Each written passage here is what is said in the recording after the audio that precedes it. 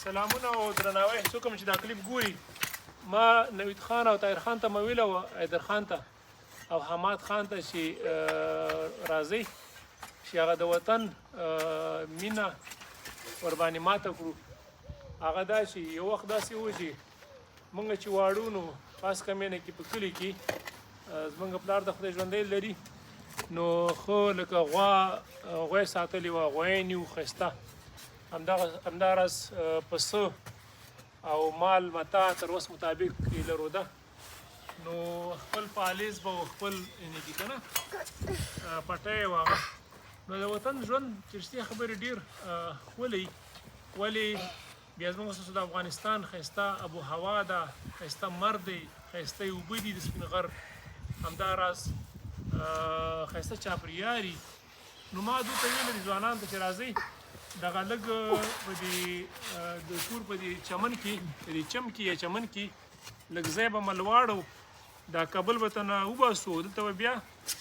د پالیز وکړو په خاطر د دې چې د وطن او بالخصوص داس کې مینې هغه د پالیز مینه او ګرانښت ورباندې مات کړو. نن ما شر کړی دی شر دا ځوانان مې راوښتي دي دغه وکړي سره دا غوږ یې راسره واړوي پټکی. سلامونه نیکې خدای سلامات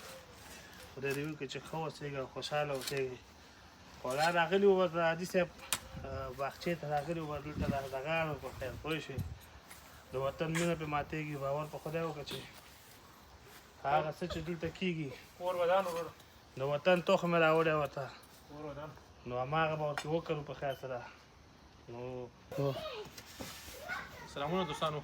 لکه څنګه چې افغان صاحب او نوید خان تاسو ته د وطن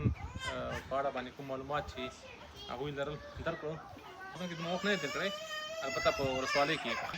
نو دغسې فرصت کله کله مونږ ته په لاس راغلی نو دا یو فرصت و چې د بلجیم په شان هېواد کې هغه افغاني کلتور او دود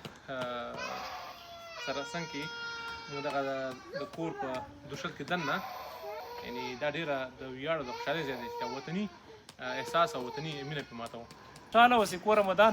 الله مې عزتمن کړه نوید خانه ستاسو څخه مننه طاهر خان څخه مننه